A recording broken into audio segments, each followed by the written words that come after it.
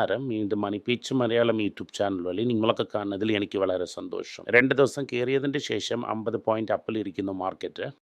ഇന്നലെ 3 പ്രാവശ്യം മാർക്കറ്റ് അടിച്ചു പിരിയെ ഇപ്പോൾ 1000 പോയിന്റ് അടുത്ത് മാർക്കറ്റ് കയറിയിരിക്കുന്നു.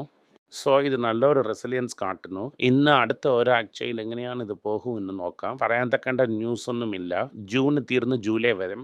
റിസൾട്ടൊക്കെ ഇപ്പോൾ വരും. റിസൾട്ടിനെ വച്ച് തന്നെ ഇനി മാർക്കറ്റ് എങ്ങനെ മുന്നോട്ട് പോകും എന്ന് പറയാൻ പറ്റും. ഇന്ന് ഒരു 10-15 ദിവസത്തിൽ റിസൾട്ടിൻ്റെ സീസൺ വരും. ഇന്ന് എന്താണ് മുഖ്യ വാർത്തയെന്ന് നോക്കാം. ഇന്റർനാഷണൽ ന്യൂസ് എന്തെന്ന് നോക്കാം. ഇന്ന് ഇന്റർനാഷണൽ മാർക്കറ്റിൽ അത്ര വലിയ ന്യൂസൊന്നുമില്ല. ഗോൾഡ് ഇന്നും ഒരു 85 രൂപ കുറഞ്ഞിരിക്കുന്നു.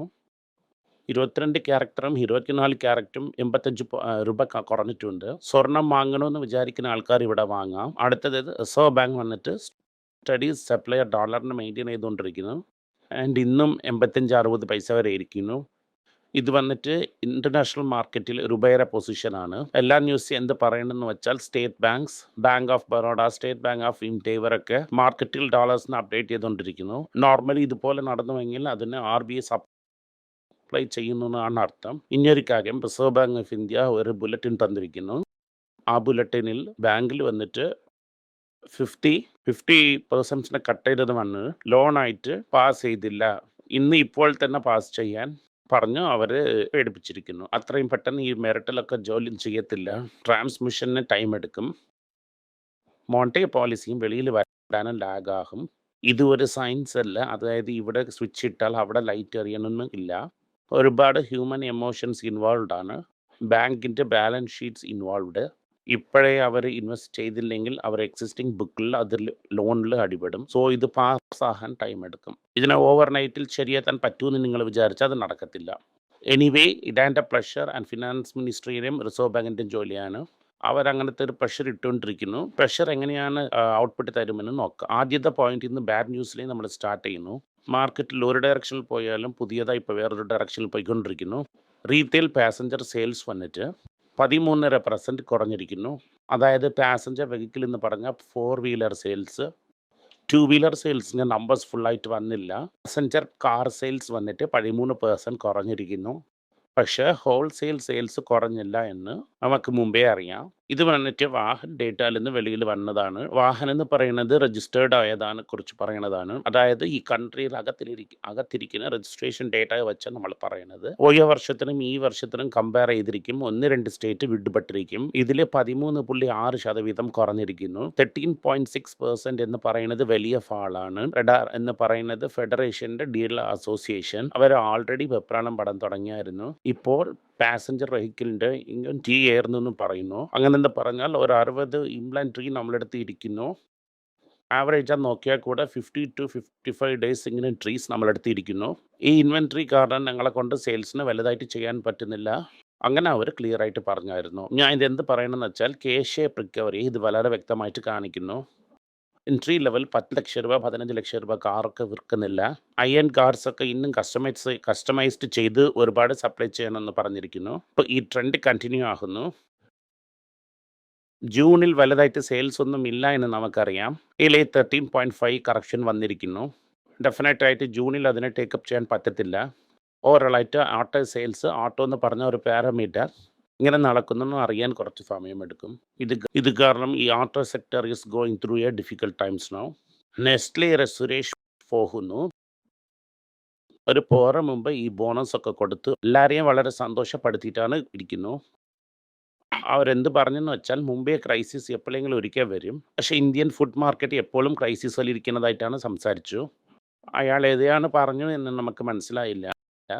ഇനിയൊരു കാര്യം എന്ത് പറഞ്ഞെന്ന് വെച്ചാൽ ആ ഹൈ ഈൽഡ് ഫുഡ് പ്രോഡക്ട്സ് ഒക്കെ കുറഞ്ഞുകൊണ്ടിരുന്ന ചില ക്വാർട്ടേഴ്സ് ആയിട്ട് ഇപ്പോൾ എല്ലാം സ്റ്റെബിലൈസ് ആയിട്ടുണ്ട്. ആ ലെവലിൽ തന്നെ ഇരിക്കും. അതിൽ വലിയ ഗ്രോത്ത് ഇരിക്കുന്നത് പോലൊന്നും അവർ പറഞ്ഞില്ല. അവർ വെളിയിൽ പോകുന്നു, ഇന്നൊരാൾ അകത്ത് വരുന്നു. ട്രാൻസിഷൻ ടൈമിൽ നടന്ന കാര്യങ്ങൾ അവർ പറഞ്ഞതാണ്. അടുത്തത് JSW കുറിച്ചുള്ള ന്യൂസ്. JSW ആയിട്ട് കംപ്ലീറ്റ് ആയിട്ട് ടേക്ക് ഓവർ ചെയ്യാനും ക്ലോസപ്പ് ചെയ്യാനും സമയം വന്നുകൊണ്ടിരിക്കുന്നു. കാശിനെ ഇന്നും കൊടുത്തില്ല. പെട്ടെന്ന് കൊടുക്കാൻ പറ്റുമോ അത്രയും പെട്ടെന്ന് കൊടുക്കും. ഈ പേ ഔട്ട് വന്നിട്ട് 9,500 crores അടുത്ത് കൊടുക്കണം. അടുത്ത 270 രൂപയുടെ അടുത്ത് റൈസ് അനൗൺസ് ആയി. ഇന്ത്യ അല്ലാതെ 3 മാർക്കറ്റിൽ അവർക്ക് ഡ്യൂറേറ്റ് പ്രൈസിൻ്റെ കൂടെ ഷിപ്പ് ഇരുന്നായിരുന്നു. അവർ ഹാലോ എന്ന് പറഞ്ഞ ഒരു സീരീസ് വച്ചിട്ടുണ്ടായിരുന്നു. പക്ഷേ ആ സീരീസിനെ കുറിച്ച് നമുക്കറിയത്തില്ല. അതിന് മേർജ് ചെയ്തിരിക്കുന്നു. ഒരു ബിസിനസ് വന്നിട്ട് കോട്ടിംഗ് പെയിന്റ് ആണ്.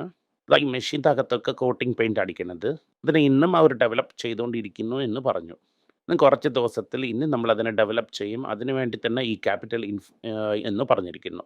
JSWയുടെ കുറച്ച് ഇന്റർവൽ പോൾസിലിരുന്നാലും മെയിനായിട്ട് അവർ കാണിക്കുന്നത് കടൻ വാങ്ങുന്നതാണ്.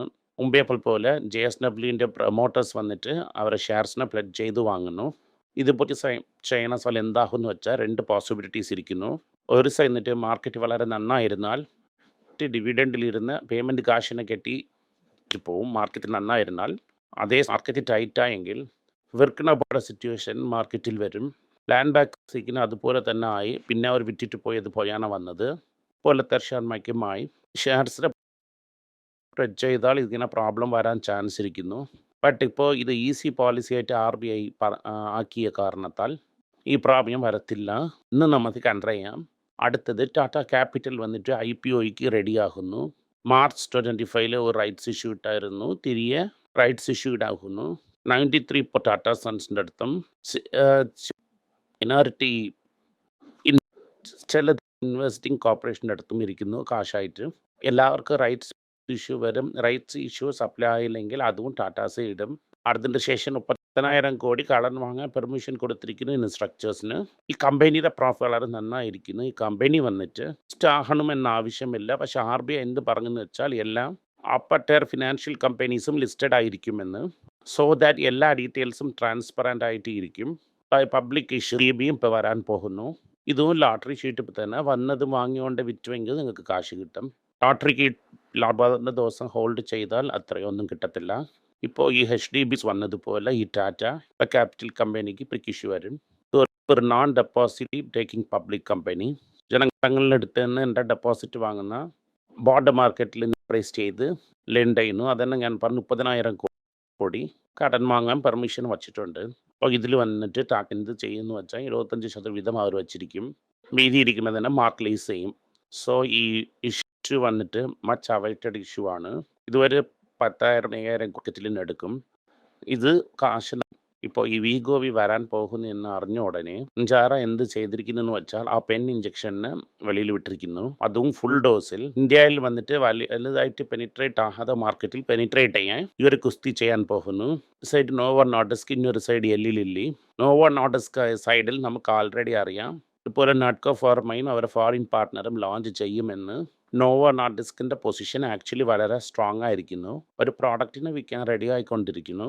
ജാരോ ആൾറെഡി വന്നായിരുന്നു. അവർ കൊടുത്തിരിക്കുന്നത് എങ്ങനെ പെർഫോം ചെയ്യുന്നു നോക്കാൻ വേണ്ടിയിട്ട് നമുക്ക് വെയിറ്റ് ചെയ്ത് നോക്കാം. ഇന്ത്യ വന്നിട്ട് ഹൈലി അൺറിസർവ്ഡ് മാർക്കറ്റാണ്. ഒരു വലിയ ഒരു അവയർനെസ് പോലത്തെ ക്രിയേറ്റ് ചെയ്യും, സ്പാർക്കിനെ ക്രിയേറ്റ് ചെയ്യും മാർക്കറ്റിൽ.